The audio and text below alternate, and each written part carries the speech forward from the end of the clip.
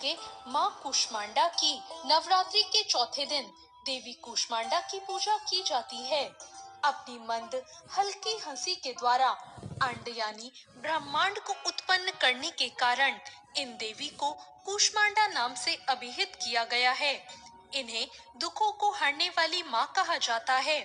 सूर्य इनका निवास स्थान माना जाता है, इसलिए माता के इस स्वरूप के पीछे सूर्य का तेज दर्शाया जाता है।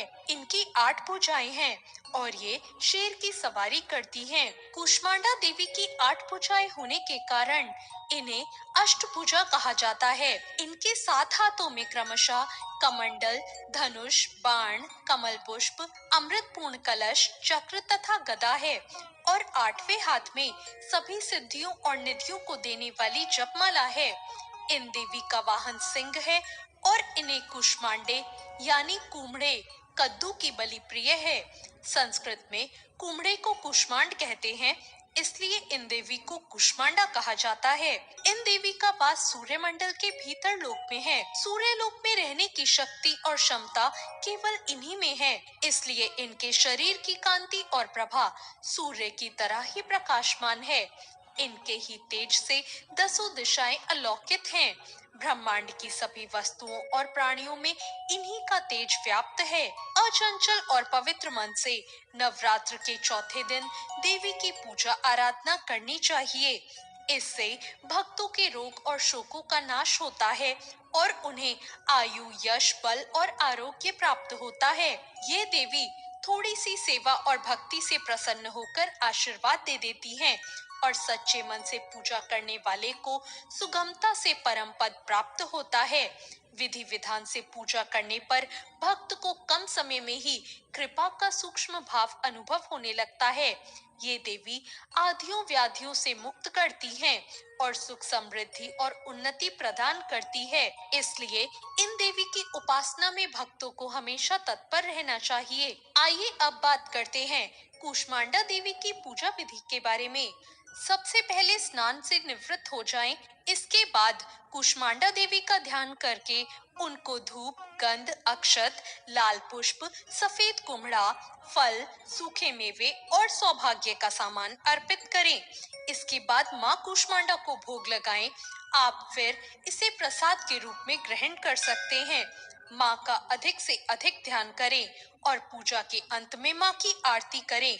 माँ कुष्मांडा को भोग में मालपुआ अर्पित किया जाता है। मान्यता है कि ऐसा करने से माँ कुष्मांडा बहुत प्रसन्न होती हैं और भक्तों पर अपनी कृपा बरसाती हैं। माँ को दही और हलवे का भी भोग लगाया जाता है।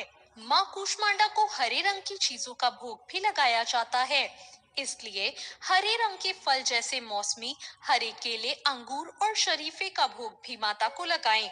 इसके साथ ही माता को नारियल अवश्य चढ़ाएं। शास्त्रों में बताया गया है कि जो मनुष्य देवी कुष्मांडा को नारियल अर्पित करता है, माता उसकी सभी मनोकामनाएं पूरी कर देती हैं। नवरात्रि के चौथे दिन हरा रंग पहनना बहुत शुभ माना गया है।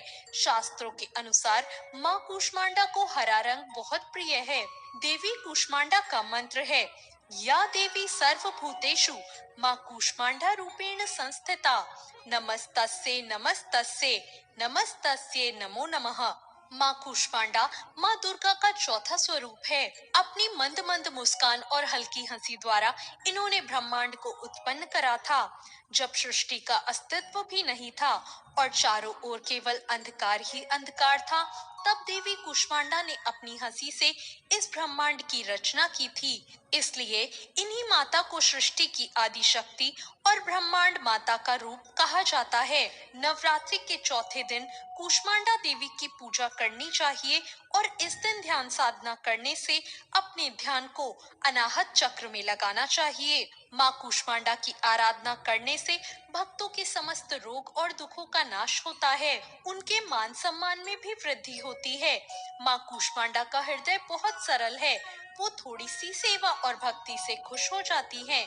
भक्तों को शास्त्रों और पुराणों में बताए गए विधि विधान और नियम अनुसार माता की आराधना करनी चाहिए और हमेशा भक्ति के मार्ग पर चलना चाहिए।